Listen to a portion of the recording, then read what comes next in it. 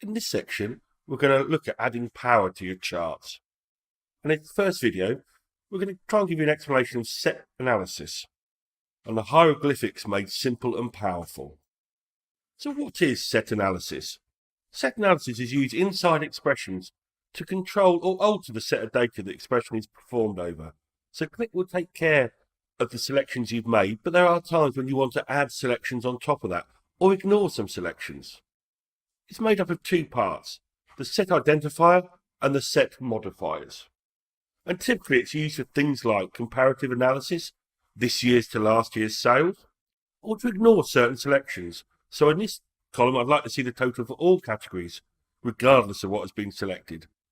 And sometimes it's used for hard-coded selections. So in a particular column, I always want to see the total for shirts. I don't care what people have picked, that's what I want in that column. What does it look like?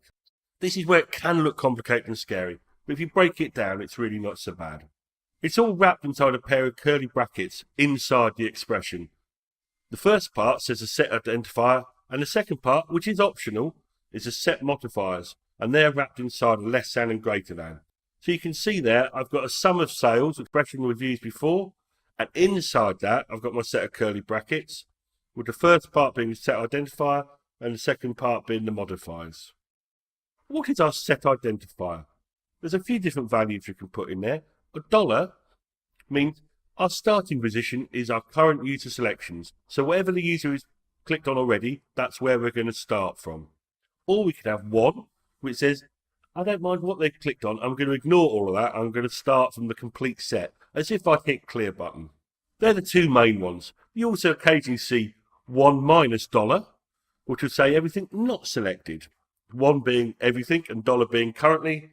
Take one from the other and you get everything not selected. You can also refer to a bookmark if you wish. So you'd put in the ID of a bookmark. So an example would be BM01. And then that gets applied first and you add anything on top of that. What are set modifiers? So they're inside brackets. It's less than and greater than, but I suppose triangular shaped brackets maybe. It's made up of the field name, the assignment operator, an element list. And the element list is also enclosed in curly brackets, which I think can lead to this sort of slight look of hieroglyphics to set analysis. Also, we can look at and using dollar expansion. So when we're trying to assign a value, we can do dollar open brackets equals and then some sort of calculation. And that will get substituted in the set analysis. So for instance, in the example you can see here, I'm going to calculate what the maximum value for a year is and substitute it into this set analysis. Here are some examples for us to have a look at. So the requirement is show me sales for the year 2017. So I've got some sales, and then inside my curly brackets, I've got less than, year equals, and then some more curly brackets, 2017, and then close off all the relevant brackets, some sales.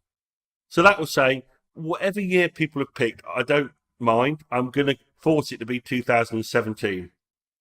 Because we've got dollar there, all the other selections they have made will affect it. So if they're a particular customer or a particular salesperson, that will affect the total. But the total will be for the 2017 sales for whatever else has been selected.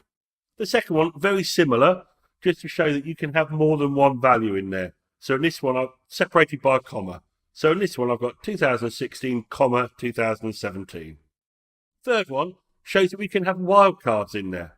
So I've got year equals 20 star. So any year that starts 20 will be included in this selection. The fourth one is how you do not equals. So you don't put in less than and greater than, because that really would be confusing. So if you want to do not equals, it's minus equals. So this one will say, show me every year except 2017. Next one on, show me sales for 2017 and ignore any selections made against category. So I've got year equals 2017, and then comma, and then another field. So you can have as many fields as you want within the set analysis setting to whatever values you want. And how you clear a value out is just by saying equals with nothing after it. So you can see there, category equals means clear that field. And then we've got the dollar substitutions. So show me sales for highest selected year. And that one we're going to use in our dashboard.